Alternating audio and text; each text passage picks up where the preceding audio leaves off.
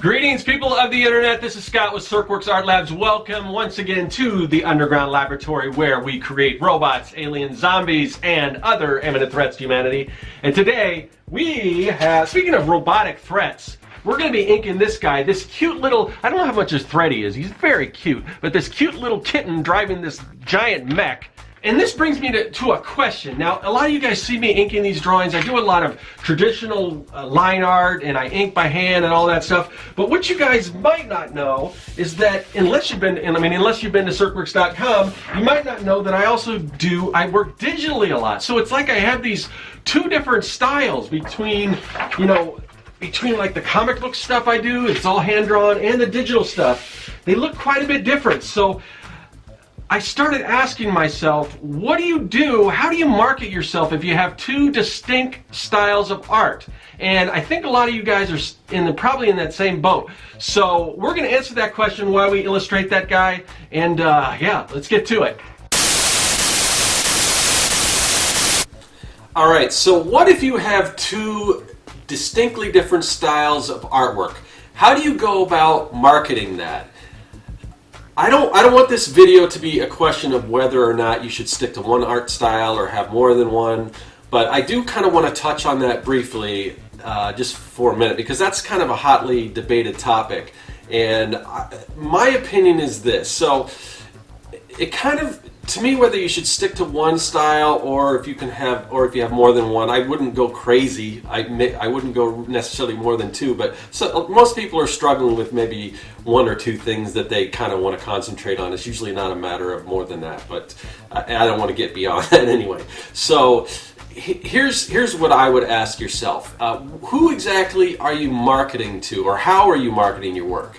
Are you looking for freelance work? If you're looking for freelance work, a lot of times that comes from like art directors and people like that, or people in charge of a company or whatever who are looking for usually a specific kind of artwork. Not always. If there's a company and they're designing a logo, it could be pretty broad. Maybe they don't know exactly what they want. But if you're dealing with like art directors and things like that, they usually have a project. They have an idea of what kind of style they want. So it makes it very easy for them just to go and find, this is what I'm looking for. I don't want anything that's not this or whatever. I want to hone that down. So they're looking for something specific. So if you're marketing if you're doing like freelance stuff, a lot of times it does make more sense to stick to a certain style. Now, when I was freelance, I did a lot of different things. It could have been to my detriment. It could have been to my benefit. I don't know, because I would change different styles and everything, but I'm not really doing the freelance stuff as much anymore. So here's the flip side. If you are doing what I'm trying to do now, where it is marketing your work to fans, or just basically putting your work out there and hopefully people will discover it and everything through marketing, then I think you can safely have more than one style, because especially with if you're dealing with a fan base, because most of your fans, they follow you, they kind of know you a little bit, you're talking about your work, they're interested in that. So as you go, you're kind of explaining, well, I kind of do this, but I also do this. So they're a little more invested, so they understand the deal. They know what's going on. They know what. So you can afford to dabble in a couple different art styles. Now, like I said, there is some debate about whether you should stick to one style or have a couple styles. And I was reading an article I found by an artist, a blogger, and they said having two art styles is like having two medium piles of dirt. And I don't necessarily agree with this. I can kind of see where they're coming from, but they were making the point that, say two artists get out of art school, they both start, if art was digging ditches, and they're both digging holes, one person decides, well, I'm going to dig two holes, and the other person's just digging one, and at the end of the day, or at the end of the year, or whatever, one person's going to have a big giant pile, and the other one's going to have two smaller piles, and they made the point, well, if somebody comes along and they like dirt, well, which one are they going to go to? They're going to go to that big pile rather than the two small piles. I don't necessarily agree with this analogy, and here's the reason why. I don't think art is like dirt, okay? I mean, dirt is dirt. Art is very different. Now, there's probably some geologists out there that would argue that all dirt is not the same, but for our purposes, let's just say all dirt is the same. So I would say, if to make a different analogy, and this will change the whole perspective on it, I think, is that if you're a miner, if you have two miners, one guy goes into a diamond mine and he's just mining diamonds. The other guy goes into, say, a sapphire mine and a ruby mine. These are three distinctly different things. So somebody might like diamonds, some people might like rubies, some people might like sapphires. So the artist that's kind of splitting it, sure, he may not have as big of a market on just rubies, but he's also got that market of sapphires. So you are reaching a broader audience, because not everyone's going to like the same type of art. So even if you are kind of splitting that, you're getting two different demographics that are interested in your work. So I think it's six of one, half a dozen of the other, if you ask me. So, all right. So those are two entirely different opinions on whether you should stick to one style or do more than one. And you can kind of make, based on those two different analogies, you can kind of make your own decision on that. But I want to move on. Let's say you have decided that you do want to market two different styles of artwork. And I'm kind of in the same boat for, to a certain extent anyway. So first, let's talk about some examples of why maybe you would want to have two different styles of artwork. Maybe you like to work cartoony, but you also like to work realistic. Maybe you have work that's geared more towards a general audience, but you also want to do some more adult-oriented stuff. Maybe it's black and white versus color, digital versus traditional, 3D versus 2D. So there could be a number of reasons why. But if those are your reasons, you might want to think about, okay, there's some differences here, but what is the common thread, if any? I'm going to use an example. Kevin Cross, who I host the Artcasters with, if you go to his website at kevincross.net, he's got two different styles. He's got a punk style and a jazz style. The punk is it's more like line art and sort of cartoony. I mean, it's line art, or comic booky, I should say. And then his jazz style is more, there's really not a lot of line art. It's more shapes and things like that. So they are different, and I can definitely pick up on the differences and everything, but you can still look at it and you can say this is the same person. So in a situation like this, I don't think you would market under an entirely different name, and that creates a whole other problem, and we can get into that as well. But so he's kind of separated two different things. Now he also played around with the idea of having sort of a nom de plume or an alias. He came up with this character called Artie Slammo because he wanted to do some pinups, and he thought that was maybe a little too far removed from his other work. So he came up with this alternate version of himself, who was kind of a jet setter, kind of back in the 60s. You've probably heard him talk about this if you listen to the Artcasters and anything, so I won't go too much into that. But he created this whole different persona that he would market this other work under.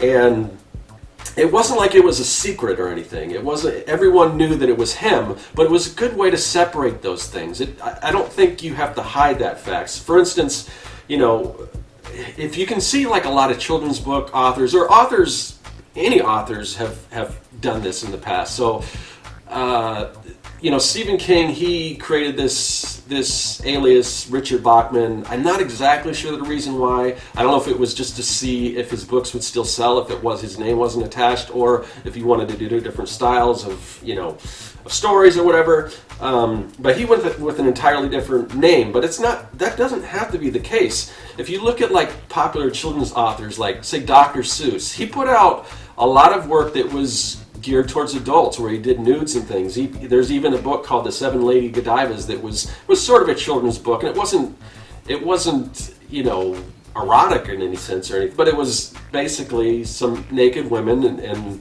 in his kind of cartoony style and everything.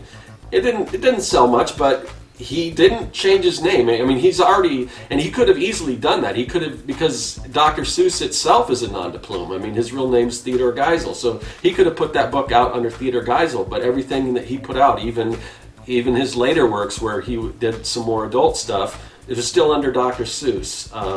Same thing with like Ian Fleming, who wrote James Bond. He came out with the children's book Chitty Chitty Bang Bang, and or even Roald Dahl, so who actually I believe I think he wrote the screenplay for Chitty Chitty Bang Bang.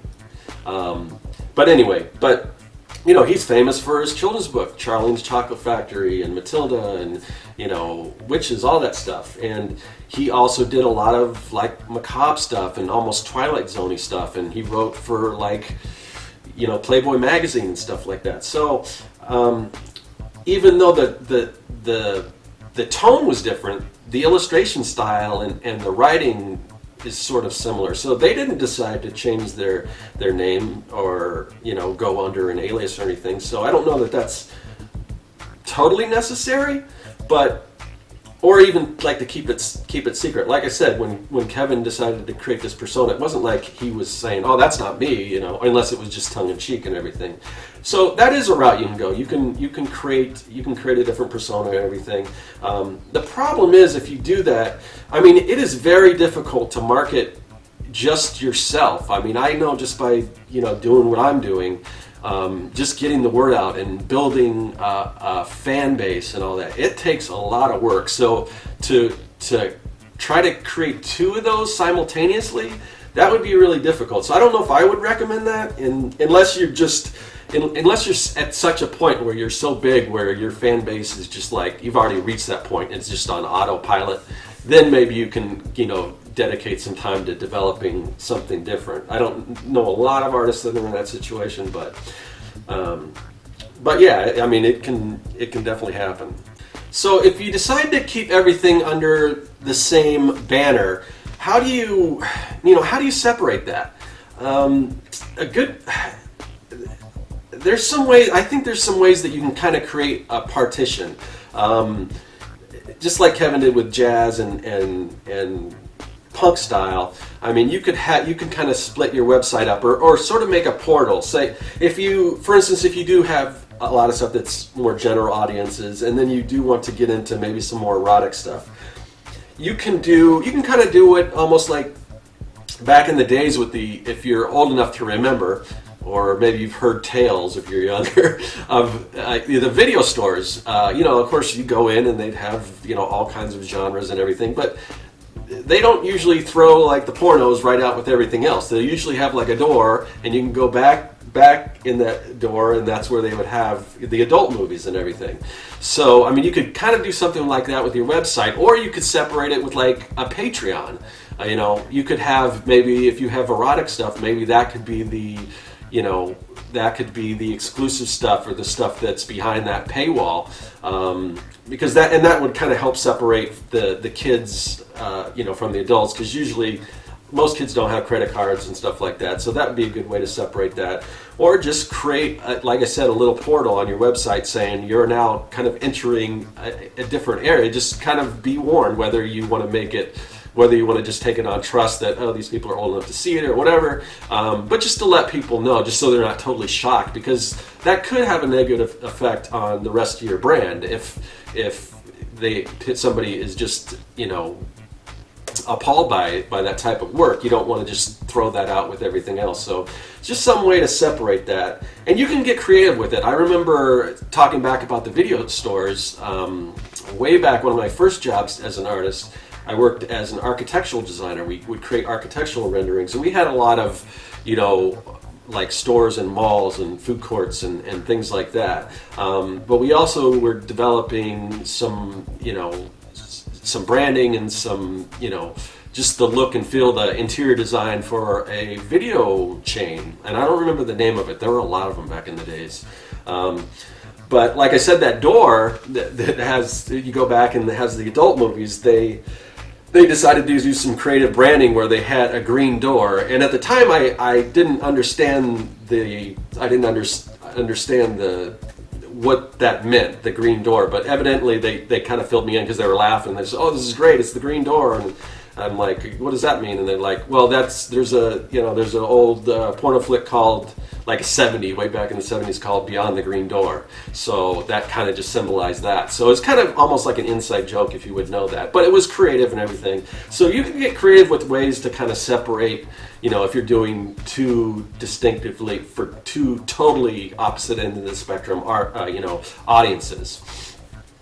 As far as my work goes, I mean, how I managed to do this. Now, if you look at my work, you could look at like my comic book work or like the sketching, like what I'm doing here with the little robot mech guy, and it's all very pen and ink, traditional. But then if you look at the mad scientist theme stuff, the stuff that's on my website, my prints and things, it's very digital, and it has, you could probably look at it and say, well, it's kind of the same artist, but there's a lot different. It's more kind of on the surface, and like the digital stuff, it's got basically the digital stuff is all very clean lines. It's all vector, done in Illustrator. There's not a lot of shading. It's not there's no like airbrush look to it. It's very, very stark colors, very limited palette. It's got, all the lines are color holds, so they'll have colored lines instead of just the black and white lines. Usually I'll implement some, kind of a technique where I'll have it almost like some of the foreground elements will look like almost like a sticker, like it'll have that white outline like just the classic stickers, and then it'll kind of have like a little bit of a shadow behind it, kind of make it pop, and usually the background has some sort of texture, so you've got that flatness against the texture. So these are just some things that I do, just kind of that defines kind of my style. But my comic book stuff is totally different. It's all black and white. It's the shading that I do is it's graduated tones and airbrush look and everything. So how did I separate that? How do I or I guess I should say the opposite. How do I take these two different styles and put them under one umbrella? And what I decided was, when you hear me do my intro where I say I do robots, aliens, zombies, and other imminent threats to humanity, that was my way of tying everything in together. So I didn't have to have two different separate things that I have to concentrate on. So like, it's a mad scientist lab. So what happens in a mad scientist lab? Well, maybe they are developing robotic technology, hence the robots. Maybe they're retro engineering or reverse engineering alien technology. Maybe this is where they're developing a virus that breaks out and becomes a zombie virus. All of those things emanate and come out of, a mad scientist lab. So that's kind of how I had to tie everything in. And I had to let certain things go. I was working on a children's book. I think I'll just throw a picture of it in here.